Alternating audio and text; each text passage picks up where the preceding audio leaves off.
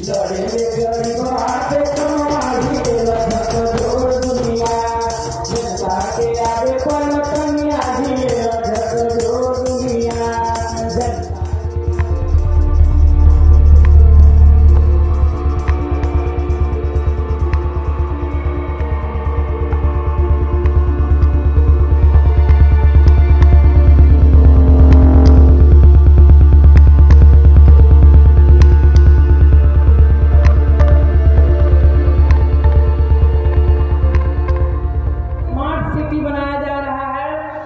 वहाँ के कई गांवों पे कब्जा कर दिया गया है। अराजी लाइन के गंजारी में स्टेडियम बना है जिसका अभी उद्घाटन करके गए हैं हमारे प्रधानमंत्री जी। वहाँ के किसानों के जमीनों पे कब्जा कर लिया गया है। रामनगर में वहाँ के जमीनों को कब्जा कर लिया गया है और गांव वालों को उनका जो हक अधिकार देना चाहिए वो देने के लिए साफ साफ इनका कोई एजेंडा नहीं है कि क्या देंगे क्या नहीं देंगे। जो जमीन हम पंचायती राज पे 25 साल से काम कर रहे हैं और 73वां संविधान संशोधन के बाद मैंने ये पढ़ा है कि पंचायत के जमीन पे पंचायत का अधिकार होता है। लेकिन आज 2024 में हमारी वो पढ़ाई गलत हो गई कि पंचायत की जमीन हो, जिले की जमीन हो, ब्लॉक की जमीन हो, वो सबका मालिक प्रधानमंत्री होना। ये पहली बार आपको पता चला है।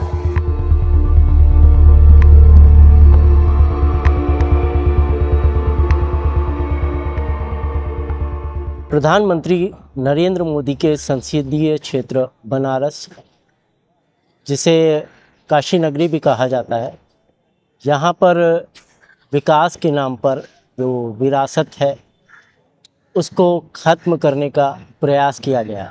यह आरोप सर्व सेवा संघ के लोगों द्वारा, कार्यकर्ताओं द्वारा लगाया गया है। यहाँ पर 27 जून को एक ऐसी घटना घटी जब यहाँ पर एक ज़मीन के बड़े हिस्से को कब्जा करने का प्रयास किया गया और हमारे साथ उस संघ के संयोजक मौजूद हैं, कार्यक्रम संयोजक मौजूद हैं। हम उनसे जानना चाहेंगे, उनसे जानकारी लेना चाहेंगे कि ये क्या घटना थी और वहाँ क्या बनने जा रहा है, किस कारण वहाँ पर ऐसी चीज़ें हो रही हैं, वहाँ पर कितने लोग रह रहे थे या वहाँ पर कौन कौन सी गतिविधियाँ होती थी जिससे यह प्रभावित हुई।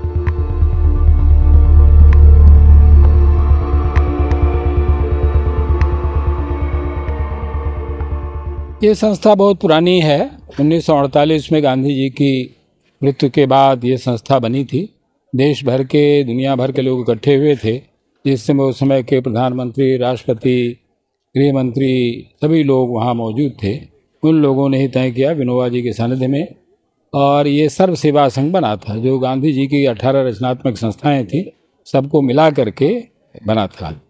और उस सर्व सेवा संघ ने फिर बाद में ये तय किया, जब विनोबा जी पूरे देश में घूम के पदयात्रा कर रहे थे, तो पदयात्रा करते हुए जब बनारस आए थे तो उन्होंने ये गंगा के किनारे इस जगह को देखा था।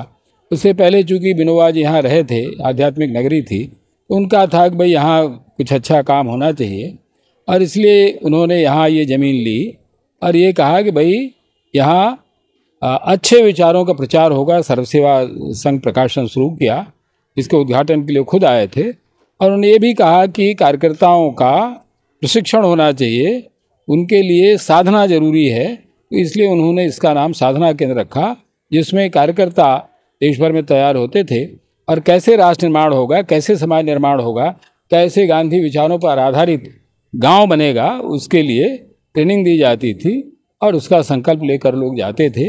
ये मुख्य रूप से इस सेंटर का, जगह का, केंद्र का काम था। 15 मई को सरकार के कुछ लोग और मजिस्ट्रेट वगैरह आते हैं और अचानक वो कैंपस में घुसते हैं बड़ी फोर्स के साथ, और नीचे सीधे जो गांधी विद्या संस्थान वहाँ तक जाते हैं और उसका ताला तोड़ने लग जाते हैं। जब हम लोग विरोध करते हैं क्यों कर रहे हैं, तो उन्होंने कहा कि ये कैंपस जो है गांधी विद्या संस्थान का नहीं है, अब ये कैंपस दे दिया गया है इंदिरा गांधी राष्ट्रीय कला केंद्र को, जो कला का विकास करता है, देश भर में बड़ी संस्था है।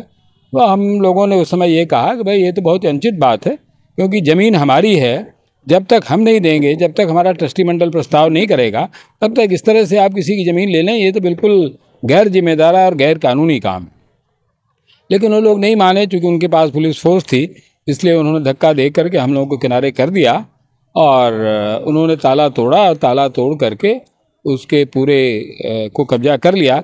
पहले तो उन्होंने ये कहा कि भाई हम केवल लाइब्रेरी को करेंगे, लेकिन धीरे धीरे अगले ही दिन मैंने देखा कि लाइब्रेरी को पहले ही दिन ताला तोड़ा, दूसरे दिन जितने कमरे थे उसके सारे उन्होंने तोड़ दिए, और तीसरे दिन जो है, जो पहले रजिस्ट्रार का और डायरेक्टर का कमरा होता था उसका भी ताला तोड़ करके उन्होंने कब्जा ले लिया।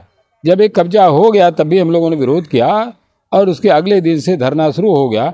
हम लोग हाई कोर्ट में भी गए कि भाई इस तरह से सरकार कर रही है और ये अनुचित है, इस पर रोक लगानी चाहिए।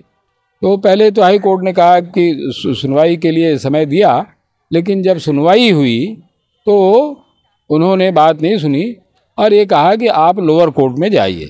तो हम लोग हाई कोर्ट के निर्देशों के अनुसार लोअर कोर्ट में आ गए, जबकि हम लोअर कोर्ट में जानते थे कि यहाँ कोई फैसला नहीं होता है, यहाँ तो वही होगा जो कमिश्नर और डीएम चाहेंगे।